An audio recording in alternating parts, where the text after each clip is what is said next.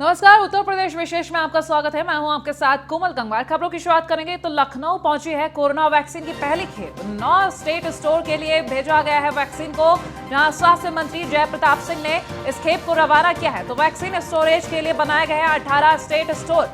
लखनऊ, आगरा, बरेली, वाराणसी, गोरखपुर, झांसी, मेरठ, कानपुर के state store पर रखी जाएगी ये वैक्सीन की खेप।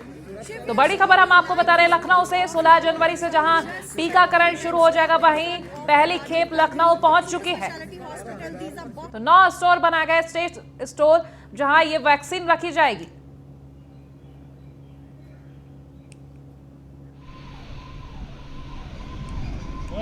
तो 18 स्टेट स्टोर वैक्सीन स्टोरेज के लिए बनाए गए हैं। वहीं हम आपको ये भी बता दें कि लखनऊ, आगरा, बरेली, वाराणसी, गोरखपुर, झांसी, मेरठ, कानपुर के स्टेट स्टोर पर यह वैक्सीन रखी जाएगी।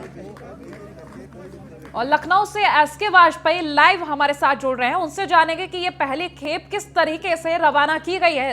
एसके, बिल्कुल, हम बात करें जिस तरीके से उत्तर प्रदेश सरकार लगातार कोरोना के वृहद वैक्सीनेशन जो कि कल से पूरे देश भर में होना है, उसको लेकर तैयारी कर रही थी। और इस तैयारी के बाद अब जब वैक्सीन लखनऊ पहुंच चुकी है, तो उसके पहले ही कोल्ड चेन और साथ ही साथ में इसको विभिन्न जो सेंटर्स हैं उन तक पहुंचाने की व्यवस्था कर ली गई थी, जिसमें कर्मचारियों का चयन और साथ ही साथ किस तरीके से ग्रीन कॉरिडोर बनाकर इसको विभिन्न सेंटर्स तक पहुंचाया जाना था, जिसमें उत्तर प्रदेश के सभी जो 18 मंडल है उनको सेंटर बनाया गया है। उन सेंटर्स के आधार पर अब इसको रवाना कर दिया गया है। जहां तक राजधानी लखनऊ की बात है, तो 1,16,000 यूनिट्स लखनऊ को दी गई हैं। उसके अलावा बाकी की यूनिट जो अन्य सेंटर्स हैं, चाहे वो आगरा हो, वाराणसी हो, गोरखपुर हो या मुरादाबाद हो, जो भी ऐसे सेंटर्स हैं बाकी सेंटर्स के लिए जाएंगी। उसके लिए 2 बार उत्तर प्रदेश सरकार पहले ही लखनऊ और समेत देश भर के सभी 75 जिलों में ड्राई रन करा चुकी है। तो कहीं ना कहीं सारी चीजों का पूर्वाभ्यास किया जा चुका है, सारी चीजें पूरी तरीके से तैयार हैं। और जो स्वास्थ्य विभाग की तैयारियां हैं वो भी पूरी हो चुकी हैं। कल सुबह 10 बजे से प्रॉपर वैक्सीनेशन होगा। उसके 45 मिनट पहले स्वास्थ्य कर्मियों को सेंटर पर पहुंचने के निर्देश दिए गए हैं, जिसमें जो बाकी की तैयारियां होंगी उसका पूर्वाभ्यास किया जाएगा। उसके बाद 10 बजे से ये वृहद स्तर पर वैक्सीनेशन उत्तर प्रदेश में शुरू हो जाएगा। जी एसके, आपसे ये भी जानेंगे कि 18 स्टेट स्टोर बनाए गए हैं ऐसे में वैक्सीन स्टोरेज के लिए, तो क्या क्या व्यवस्थाएं 18 स्टेट स्टोर पर की गई? बिल्कुल, जिस तरीके से ईवीएम की सुरक्षा होती है, जो कि चुनाव के दौरान महत्वपूर्ण ईवीएम बैलेट बॉक्स होता है, उसी तरीके से कोरोना वैक्सीन को रखने की व्यवस्था की गई है। हालांकि कोरोना वैक्सीन को लेकर अब पूरी तरीके से कोल्ड चेन विकसित की गई है, जिसमें जो मुख्य सेंटर है जहां पर इसको पहुंचाया गया है, उन सेंटर्स से लेकर जिन जिन सेंटर्स पर वैक्सीनेशन होगा वहां तक पहुंचाने के लिए पूरे ग्रीन कॉरिडोर की व्यवस्था होगी। मतलब करीब 25 से 30 मिनट पर उस सेंटर तक पहुंचाने की व्यवस्था की गई है जहां पर सीधे तौर पर वैक्सीनेशन होना है। स्वास्थ्य विभाग ने इसकी तैयारियां पूरी कर ली हैं। आज जब लखनऊ में ये पहुंची थी, तो स्वास्थ्य मंत्री जय प्रकाश सिंह और साथ ही साथ में उत्तर प्रदेश के डीजी हेल्थ मौके पर मौजूद थे। उन्होंने सभी सेंटर्स के लिए इनको रवाना करा दिया है। तो कहीं ना कहीं अब लखनऊ समेत उन सेंटर्स पर भी वैक्सीनेशन या तो पहुंच चुकी है या फिर देर रात तक वहां पहुंच जाएगी। उसके बाद जब सवेरे वैक्सीनेशन शुरू होगा, तब तक उन सेंटर्स के लिए रवाना कर दी जाएगी जिन जिन सेंटर्स को वैक्सीनेशन के लिए चिन्हित कर लिया गया है। जी एसके, आपसे ये भी जानेंगे 16 जनवरी से वैक्सीनेशन शुरू होना है, तो ऐसे में जो ड्राई रन का एक ट्रायल कहे हैं उसको, तो ड्राई रन जो रहा है उसके क्या रिजल्ट रहे हैं? क्योंकि इस बार पीएम मोदी ने खुद कहा है किसी भी तरीके की नाकामी या फिर किसी भी तरीके की इफ एंड बट की गुंजाइश नहीं है। बिल्कुल, ड्राई रन करके उत्तर प्रदेश में देखने की कोशिश की गई थी कि जब 16 तारीख को देश भर में वैक्सीनेशन वृहद तौर पर होगा, तो कहीं ना कहीं उस वैक्सीनेशन में क्या चीजें सावधानियां बरतनी होंगी, क्या दिक्कतें होंगी, किस तरीके से लोगों को बुलाना होगा, कैसे पूरी एक प्रक्रिया चलेगी, इन सारी चीजों को लेकर पहले ही सब पूर्वाभ्यास हो चुका है। जहां राजधानी लखनऊ के पहले 5 अस्पतालों में आप हमारे साथ बने रहिए, आगे भी खबरों पर अपडेट्स लेंगे। आगे खबरों की तरफ बढ़ते हैं तो लखनऊ से इस वक्त खबर आ रही है, जहां कल सरकार की यूपी सरकार की प्रेस कॉन्फ्रेंस होगी, जहां डिप्टी सीएम दिनेश शर्मा इस प्रेस कॉन्फ्रेंस को करने जा रहे हैं। तो योगी सरकार के 4 साल पूरे होने पर यह प्रेस कॉन्फ्रेंस की जा रही है। बता दें, उच्च शिक्षा विभाग की उपलब्धियां जो है इस प्रेस कॉन्फ्रेंस में गिनाई जाएंगी। शाम 4 बजे लोक भवन मीडिया सेंटर में प्रेस कॉन्फ्रेंस होगी।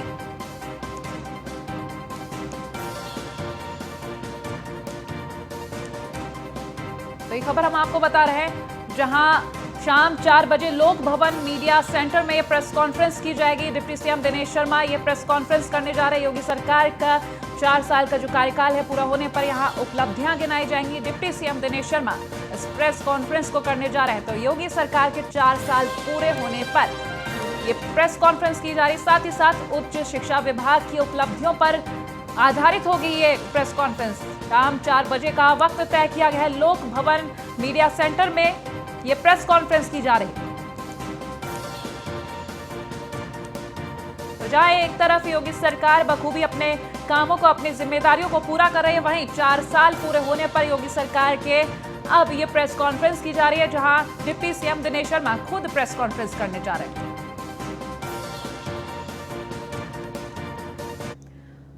योगी सरकार के निशाने पर है हिस्ट्री शीटर नंबर 16 भी। जी हां, माफिया मुख्तार अंसारी को यूपी लाने की तैयारी में है योगी सरकार।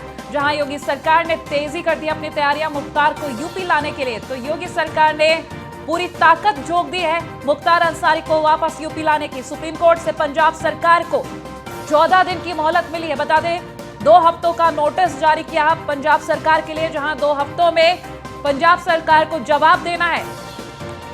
तो योगी सरकार के निशाने पर माफिया मुख्तार अंसारी को किस तरीके से वापस लाना है, इसके लिए तैयारियां पूरी जोर से की जा रही हैं। जहां पुरजोर से तैयारियां यहां की जा रही हैं। सुप्रीम कोर्ट से पंजाब सरकार को 14 दिन की मोहलत भी दी गई है। तो इस वक्त की बड़ी खबर हम आपको बता रहे हैं, योगी सरकार ने अपनी पूरी ताकत झोंक दी है मुख्तार अंसारी को यूपी वापस लाने के लिए। एसके वाजपेयी इस वक्त लाइव हमारे साथ बने हुए हैं, उनसे जानकारी लेंगे, क्योंकि अगर हम मुख्तार अंसारी को लेकर एसके बात कर रहे हैं तो लगातार पंजाब सरकार की तरफ से यही कोशिश है कि वापस ना भेजा जाए मुख्तार को। लेकिन यहां सुप्रीम कोर्ट ने नोटिस जारी कर दिया है, जवाब भी देना है आप पंजाब सरकार को। तो ऐसे में क्या कुछ सामने आ सकता है? बिल्कुल, उत्तर प्रदेश सरकार हर संभव प्रयास कर रही है कि किस तरीके से मुख्तार अंसारी जैसे दुर्दांत अपराधी को उत्तर प्रदेश वापस लाया जाए, क्योंकि उत्तर प्रदेश के दर्जन भर जिलों में उसके खिलाफ गंभीर धाराओं में केस दर्ज हैं, विभिन्न मामलों में वो वांछित है। तो इस स्थिति में उत्तर प्रदेश सरकार ने सुप्रीम कोर्ट का सहारा लिया था। कोर्ट के नोटिस को लेकर गाजीपुर पुलिस गई थी। हालांकि उस समय जेल प्रशासन की तरफ से हस्तांतरण की कार्यवाही को पूरा नहीं किया गया, जिसके बाद पूरे मामले की सुनवाई हुई है। 2 हफ्ते का समय जरूर पंजाब सरकार को मिला है, लेकिन इस दौरान उत्तर प्रदेश सरकार के वकील ने भी अपनी बात सुप्रीम कोर्ट में रखी थी, जिसमें उत्तर प्रदेश सरकार ने यह भी साफ किया था कि अगर उसके ऊपर कोई पंजाब में मामला चल रहा है तो पंजाब सरकार चाहे तो उस मामले को उत्तर प्रदेश ट्रांसफर कर सकती है, क्योंकि उत्तर प्रदेश में ज्यादातर मामले मुख्तार अंसारी पर दर्ज हैं। तो ऐसी स्थिति में एक मामला और उत्तर प्रदेश सरकार उसमें चला सकती है, और वो अगर जिस भी मामले में पंजाब सरकार का दोषी है उस पर भी कार्रवाई उत्तर प्रदेश सरकार करेगी।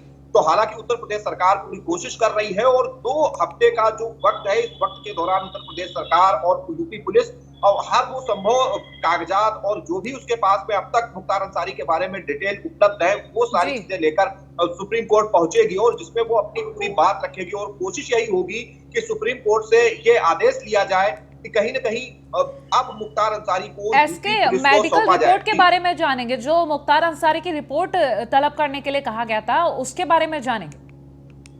बिल्कुल निश्चित है कि सुप्रीम कोर्ट ने पंजाब सरकार से कहा है कि जो भी मेडिकल रिपोर्ट है जो कि जेल प्रशासन मेडिकल बोर्ड की तरफ से मुख्तार अंसारी को दी गई है, जिसको लेकर उनके यूपी हस्तांतरण पर पंजाब सरकार ने रोक लगा रखी है, क्योंकि जेल प्रशासन लगातार उनके स्वास्थ्य कारणों का हवाला देकर यूपी पुलिस को उसको हस्तांतरित नहीं कर रहा है, वो रिपोर्ट भी प्रस्तुत करने के निर्देश दिए।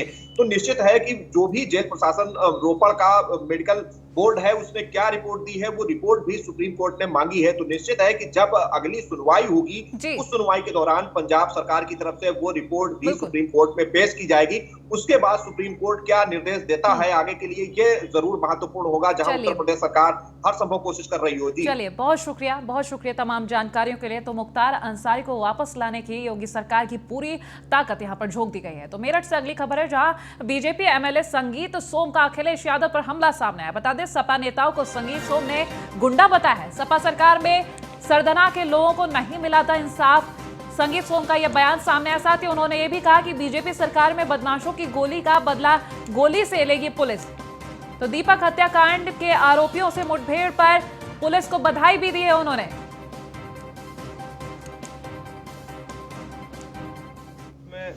जो दीपक हत्याकांड हुआ था, हम लोगों ने कहा था कि ये 48 घंटे में केस खुलेगा, पुलिस इसे ओरिजिनल तरीके से 48 घंटे में केस को खोलेगी। आज मैं बधाई देता हूं अपने सरधना की पुलिस को और जिले के कप्तान को कि जिन्होंने 48 घंटे की बजाय 24 घंटे में उन अपराधियों के साथ मुठभेड़ हुई। मुठभेड़ में 2 लोगों के गोली लगी है और चारों गिरफ्तार हो गए हैं। मैं एक ही बात बता देना चाहता हूं कि सरधना कस्बा और यहाँ का विधायक संगीत सोम है। कुछ टीवी वालों ने खबर चलाई कि दबंग है संगीत सोम। दबंग होना बुरी बात नहीं है साहब, गुंडा होना बुरी बात है। समाजवादी पार्टी के लोग गुंडागर्दी करते थे और गुंडे हैं। अखिलेश यादव जी से मैं पूछना चाहता हूं, क्या हुआ जिस दिन समाजवादी पार्टी की सरकार थी, इसी कस्बे में मेरे 2 गुर्जर समाज के भाइयों के सर कलम कर दिए गए थे। क्या आज तक उन्हें इंसाफ मिला? समाजवादी पार्टी ने उन्हें इंसाफ दिया? क्या उनकी कोई सरकारी मदद करी? बताएं, मैं अखिलेश यादव से जवाब चाहता हूं। और अखिलेश जी, ये आप अगर शासन की और सत्ता की बात करते हैं तो गया मुगल शासन लास्ट था आपका। अब आप कभी शासन में नहीं आने जा रहे हैं। रही सरधना की बात, सरधना की पुलिस ने इतना अच्छा काम किया है कि गोली का जवाब गोली से दिया। देखिए, इसमें जो दीपक हत्याकांड हुआ था, हम लोगों ने कहा था कि ये 48 घंटे में केस खुलेगा। पुलिस इसे ओरिजिनल तरीके से 48 घंटे में केस को खोलेगी। आज मैं बधाई देता हूं अपने सरधना की पुलिस को और जिले के कप्तान को कि जिन्होंने 48 घंटे की बजाय 24। वहीं सुल्तानपुर दौरे पर रहे आप राज्यसभा सांसद संजय सिंह सोमनाथ भारती मामले पर बोले हैं कि यूपीए प्रभारी संजय सिंह का बयान सामने आया, जहां उन्होंने कहा कि आप नेताओं को स्कूल देखने से रोका जा रहा है। स्कूल और अस्पताल देखने की सजा जेल और मुकदमा है। सोमनाथ भारती पर प्रायोजित हमला करवाया गया, संजय का ये बयान सामने आया संजय सिंह का। स्कूल देखने की सजा जेल है, स्कूल देखने की सजा मुकदमा है। और यही काम कल सोमनाथ भारती जी के साथ रायबरेली में हुआ।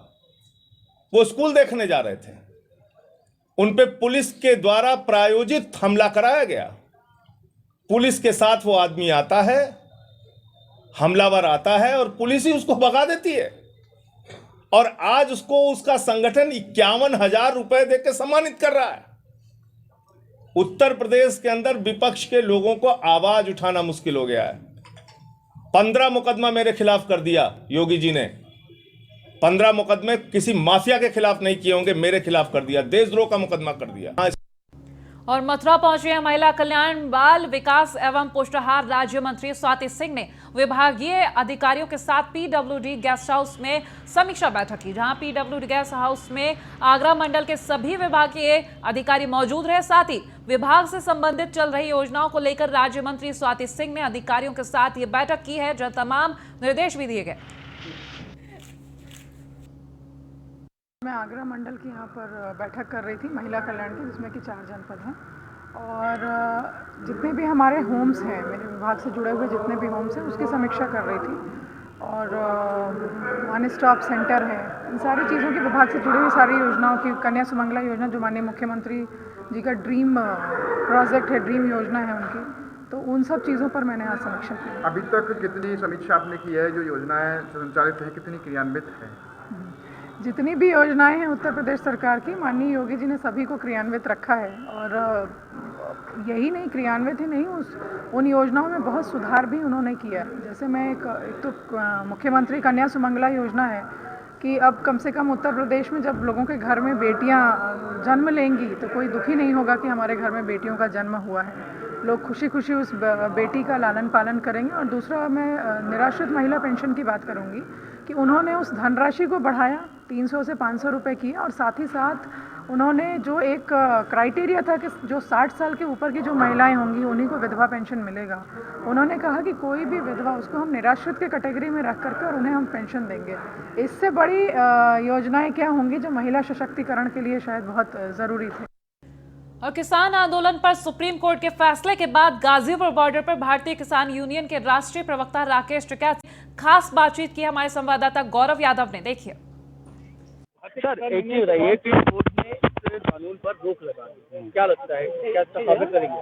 नहीं, हम अपना ना कोर्ट पे कोई वो देना, हम अपना जो लीगल डॉक्यूमेंट्स है वो हम भिजवा देंगे। अच्छा, भारतीय किसान यूनियन की तरफ से कोर्ट ने कमेटी बनाई और कमेटी में भारतीय किसान यूनियन के भी एक सदस्य को लिया गया है, क्या है वो? क्या कोर कमेटी में है? 40 लोगों की कमेटी बात करें, उसमें से है कोई वो आंदोलन कर रहा है, उसका टेंट कहाँ लग रहा है? तो एक चीज बताइए कि आप जो सुप्रीम कोर्ट ने जो फैसला लिया है इसका स्वागत नहीं करते, इसको नहीं करते। हम क्यों कोर्ट के खिलाफ और स्वागत की उसकी बात कहाँ से आएंगी?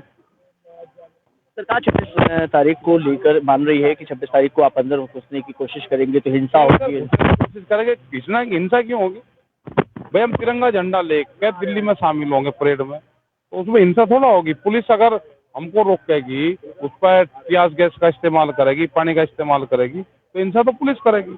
हम थोड़ा आपको कोर्ट के फैसले पे भरोसा नहीं है? कोर्ट जो निर्णय लेगा वो किसान को हम इसका बता देंगे ना, लीगल लोग हैं वो बता देंगे सब।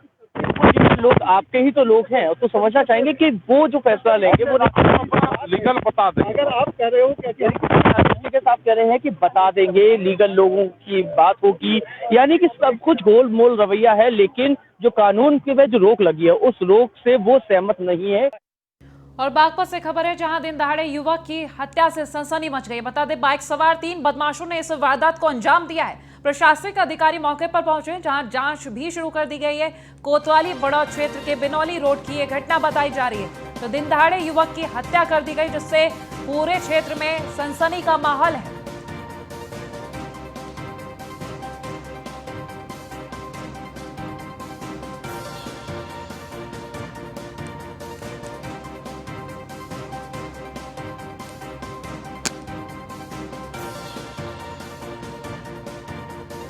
यहाँ जनपद बागपत के थाना बड़ौत में एक सूचना ये प्राप्त हुई कि राशिद नाम के युवक को कुछ लोगों ने गोली मार दी, जिससे गोली मारकर हत्या कर दी गई है। यहाँ बिनौली गेट के पास ये घटनास्थल है जहाँ पर हम लोग खड़े हुए हैं।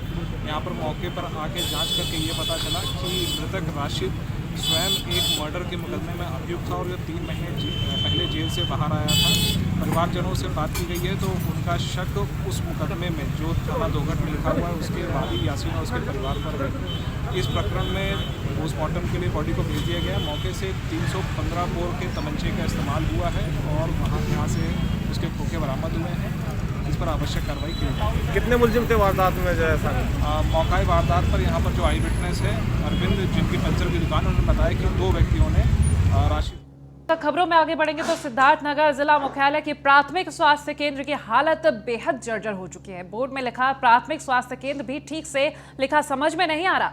इस अस्पताल में हर दिन करीब 100 मरीज इलाज के लिए आते हैं। मरीजों को एडमिट करने के बाद वार्ड में रखने के लिए कमरे तो है, लेकिन वार्डों की छत को तो देखें तो जगह जगह प्लास्टर उखड़ चुका है। किसी के ऊपर प्लास्टर कब गिर जाए और कब वो चोटिल हो जाए इसका अंदाजा आप इन तस्वीरों को देखकर खुद ही लगा सकते हैं। वहीं इस मामले में सीएमओ इंद्र विजय विश्वकर्मा ने कहा है कि जिले के कई पीएससी जर्जर हो चुके हैं, जिसके बारे में शासन को अवगत करा दिया गया है। हाँ, जल जमाव से तो बहुत परेशानियां होती हैं, मरीजों को भी, हम लोगों को भी, क्योंकि जब एक बार बरसात हो जाता है तो कम से कम 15 दिन तक पानी नहीं निकलता है। तो परेशानी हम लोग उस पीरियड में अन्यत्र जगह पर, वहाँ सामने जो दिखाई दे रहा है बिल्डिंग, उसमें बैठ के काम करते हैं।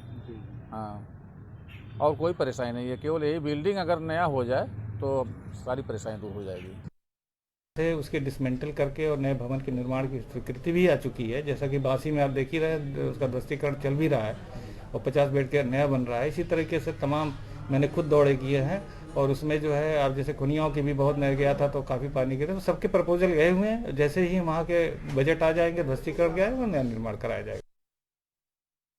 ये बेसिकली पूरा पीएचसी ही जो है वाटर लॉगिंग एरिया में पड़ गया है। रोडें ऊंची हो गई समय के साथ और वाटर लॉगिंग है, तो वाटर लॉगिंग होने की वजह से और भी जर्जर होती जाती है पीएचसी।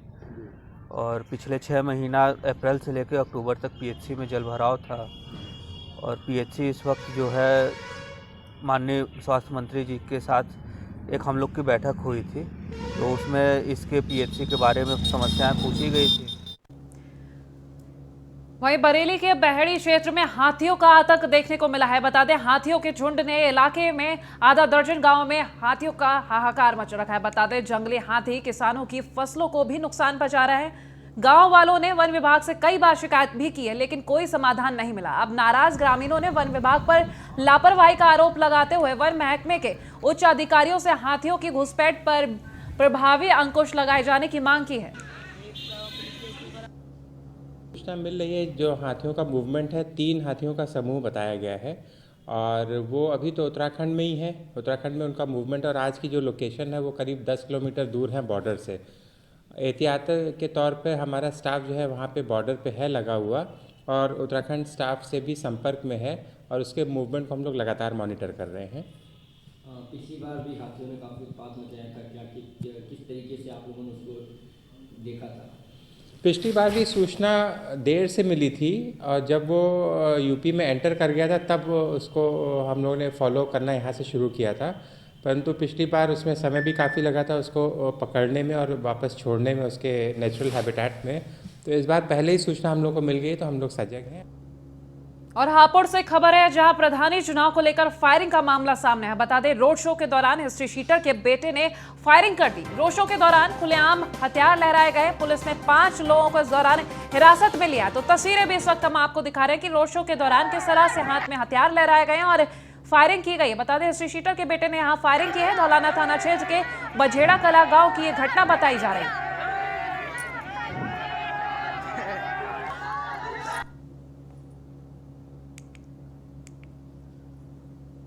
बझेड़ा कला गांव जो कि धौलाना थाना क्षेत्र में पड़ता है, यहां से सूचना प्राप्त हुई थी कि कुछ असामान्य फायरिंग करके दहशत फैलाने का प्रयास किया है।